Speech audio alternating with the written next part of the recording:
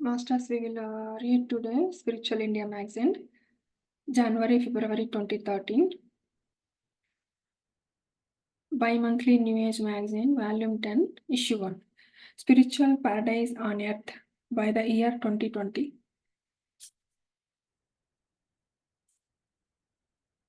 So in this issue, there are topics about Guruji Krishnananda and about dignity of the female, sunshine before the dawn, death and beyond, ego as a hero, meditation on the mind, emotions as energy, power generation, the occultist, diet for healthy children, transition to fourth dimension, being with the breath, wisdom of JMH, my many astral, miraculous astral. So we'll continue. We'll read one after one. So editorial is about Guruji Krishnananda. The current issue of Spiritual India is devoted to a very recently departed New Age sage. So they're talking about 2013 year. So he departed around that year. Guruji Krishnananda, architect of Manasa Light Age Foundation, Bangalore. Guruji has spent his days executing at the astral levels the plans of the Saptarshis, whose messages he used to receive and also publicize these messages for the benefit of humanity. Guruji is a channel for the astral masters and was guided by his master Maharshi Amara. Guruji was gentle and soft individual whose commitment to the Saptarshis was unparalleled. Guruji did not favor publicity and he dedicated himself in high spiritual service by introducing light channeling technique, especially to the younger generation. Guruji is the author of many books on spirituality and several of his publications have established his reputation as a free thinker, scholar, philosopher, and spiritual scientist. Guruji's books have enabled thousands of readers to adopt the spiritual way of life, being able to guide them in sadhana with increased fervor. Among all his books, Doorways to Light is the most inspiring and absorbing since it portrays the role of astral masters in ensuring for us a clean and harmonious planet Earth. We, the Spiritual India team, take pride in presenting the New Age spiritual wisdom for the books of Guruji Krishnananda. Spiritual India team extends its deep felt gratitude to Manasa Light Age Foundation for their kind support in providing information on Guruji Krishnananda and his spiritual works. Spiritual India team. Anapanasati meditation. The word Anapanasati in Pali language means to direct one's total attention and awareness only one's normal, natural breathing process. Ana means in breath, Apana means out breath, Sati means be one with. In Anapanasati, attention of the mind should constantly be on the normal, natural breath. The task on hand is effortful, joyful oneness with the breath. No mantra is to be chanted, no form of any deity is to be entertained in the mind.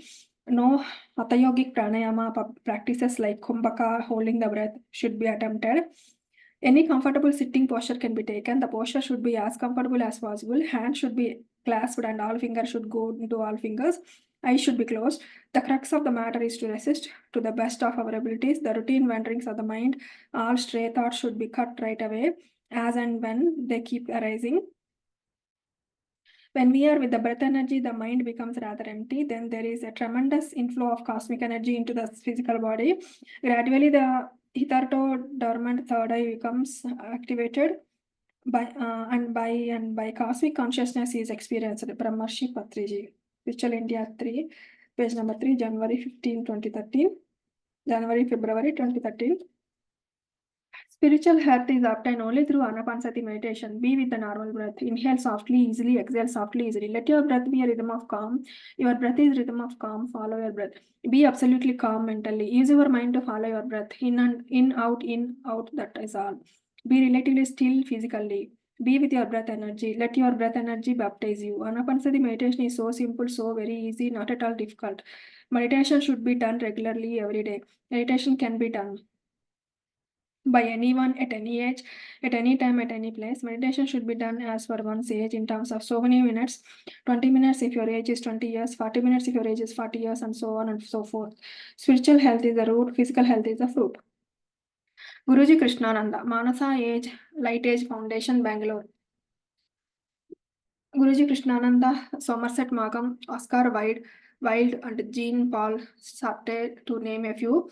He used to follow the Kannada literary movement and studied the novels by Dr. Shivarama Karanth. While in his 20s, Guruji used to write short stories and novels. Once adventurously, he wrote a single sentence story stretching onto 13 pages. Painting was always close to his heart.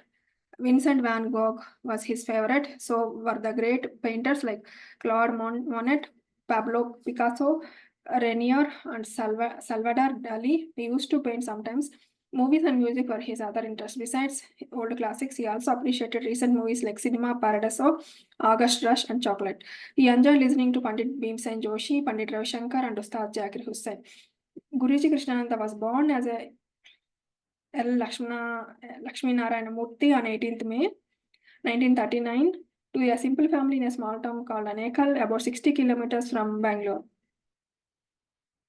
The oldest four, Lakshmi Narayana Murthy, studied up to high school in Anekal and later moved to Bangalore for college studies.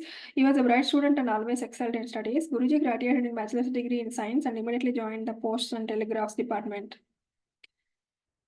Throughout his life, he molded his persona and philosophy by reading literary works of great writers. He would enjoy reading the works of Aldous Huxley, Franz Kafka, Tolstoy, Dostoevsky, Somerset Maugham, Oscar Wilde, and Jean Paul Sartre, to name a few.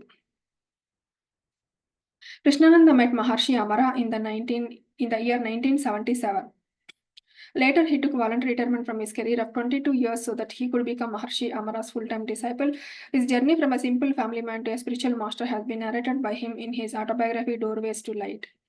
In the year 1988, when Guruji was living in the hut in what is today Antar Manasa, he established the Saptarshis path and launched Manasa Foundation. Guruji started teaching meditation in various places in Bangalore. As time passed, some students become volunteers and teachers and then graduated to become his disciples. Throughout the 1990s and up until the past over in November 2012, he trained a sizable number of meditation teachers, guides, and volunteers to continue his work. Thousands were initiated into meditation under his tutelage. Guided by a divine instruction by Lord Krishna, Guruji established a Saptarshi center in Taponagara, about a kilometer from Antarmanasa, in the early 1990s. Since then, Taponagara has become a huge storehouse of energies. A few years ago, the Rishis and Guruji created a Manasa field to protect the divine energies. In the year 1996, Guruji was drawn to Shakti Loka. He saw a huge form of Devi. Glowing with the billions of suns, Guruji began expanding unlimitedly and started observing lots of Devis, Mahakundalini energy, full of knowledge, wisdom, love, etc. Then he had to withdraw and return to this plane. After this illumination, Guruji became a channel to these energies. Lots of wonderful spiritual energies, hitherto unseen, flowed through him and filled Taponagara. This Kundalini helps meditators in purification, faster clearance of karmas, and prepares for higher experiences. Knowledge and much more. It helps the meditators in entering the light age. In the year 2002, Guruji built the Kundalini meditation hall to store the strong energies and gave a special technique to absorb the energies. Guruji inaugurated the Cosmic Tower in the year 2004 and filled it with special energies for faster spiritual growth. Guruji built the Saptarshis cave and installed statues for each of the 7 great rishis. He stored energies of each of the 7 masters, making it possible for every seeker to access the rishis directly. Guruji also built 7 mandapas for chakra meditations and charged each with the energies to activate the chakras. The Saptarshis cave and the mandapas are nestled in Tapovana, a beautiful garden which is an oasis of silence and tranquility. In May 2007, Guruji launched the Center for Study of Spiritual Realities at Antarmanasa. The study center since has published 7 books on spiritual and metaphysical objects. In February 2009, he brought down a great divine energy from the higher realms and spread it all over the world to elevate the spiritual conditions of the entire humanity. For simplicity, he called this the light energy and launched the Light Channels World Movement. Since then, a dedicated team of more than 100 Light Channel volunteers have visited thousands of schools and taught the Light Channels technique to more than 24 lakh students for free. across India. About 4 lakh students across 1,075 schools channel light daily in their assembly sections. 1st February, Maharshi Amara's birthday is celebrated as World Channels Day. A focused attempt to channel light in various schools is arranged on this day. In May 2009, Guruji anchored the great Arya energy at Antarmanasa and initiated many meditators into Arya meditation. In May 2012, Guruji brought down a divine energy to help humanity sail through the Pralaya processes and enter the light age. Guruji brought down enormous knowledge through his direct contact with the light masters or rishis and also via his direct perception of truth. There are about 36 books in English capturing the rare and advanced knowledge channeled by Guruji. Many of these books are available in other languages as well. Guruji epitomized humility and always emphasized on striking a balance between one's spiritual and material life. He taught that we have to spiritually handle our material life. He insisted that his students should experience God firsthand. So his students must experience God firsthand, communicate with rishis directly, use their own intuition, and shine with their own light. Guruji released spirituality from the confines of complexity, esotericism, and refined it as just being simple, good, and honest. He taught the real meaning of terms like brahmacharya, sannyasa, vairagya, etc. Guruji exemplified applied spirituality, unconditional love, and its derivatives. He valued the human emotions in relationships and experiences of nature. Though he worked closely with the Saptarishis, Vishwamitra Maharshi, Amara Maharshi, and Shambhala masters and was in tune with divine personalities. He always had an unassuming nature. Though he was a light master himself, he instructed that he should not be referred to as a Maharshi but only as Guru. He had astrally traveled to other worlds and had seen life in those planes of existence. He underplayed his powers, capacities, and was always in surrender to the eternal rishis. Guruji passed over on 23rd November 2012, a few weeks before he left his physical body. Guruji promised that he will guide each one of his students from the astral realms. Almost everyone has felt his divine presence and help in their lives. Manasa Lightage Foundation is situated in Taponagara, Chikkagubbi of Hennur and Bangalore Road, Bangalore Urban 560077, India. Their telephone number 08028465280 09900752280. Their website is www.lightagemasters.com and one more website www.lightchannels.com. I met my master, Guruji Krishnananda. Guruji Krishnananda, a very recently departed New Age sage from Bangalore, met his great spiritual master Amara in the year 1977 to learn meditation. In the year 1981, Guruji Krishnananda gave up his government job and joined Amara in a spiritual project. When Amara passed away in the year 1982, Guruji Krishnananda continued with his preparation for spiritual work. In the year 1987, he had a revelation and began teaching meditation. Guruji Krishnananda set up an advanced yogic center in Taponagara, which is 20 kilometers from Bangalore. On the occasion of Maharshi Amara's birth anniversary on that 1st February 1988, Guruji Krishnananda established Manasa Foundation, the Saptarshi's path as per the guidance of the great light masters. A few excerpts from his magnificent book, Doorways to Light. I met Amara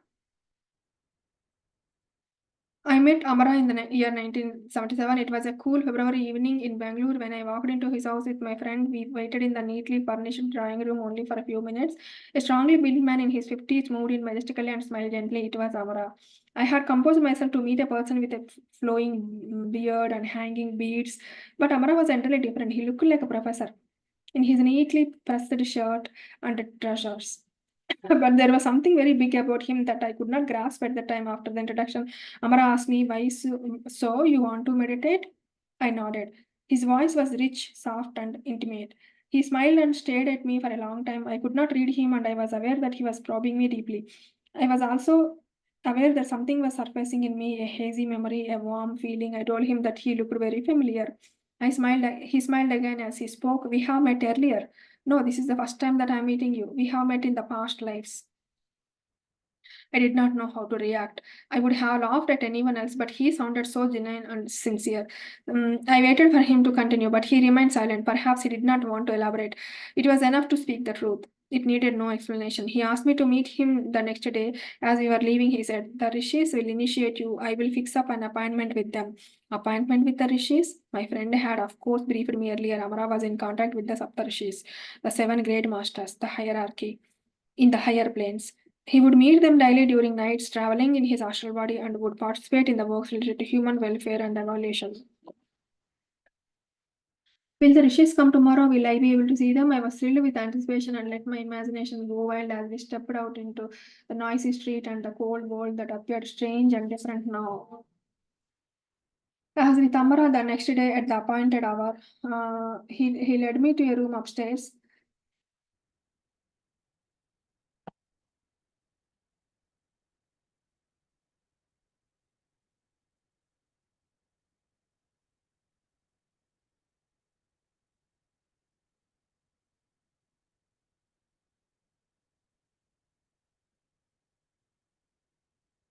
I was with Amara the next day at the party. He held me to a room upstairs. It was full of incense smoke.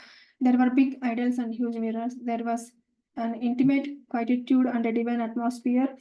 I looked around quickly as Amara smiled. No, you cannot see that Rishi who is here now. He is in his astral body.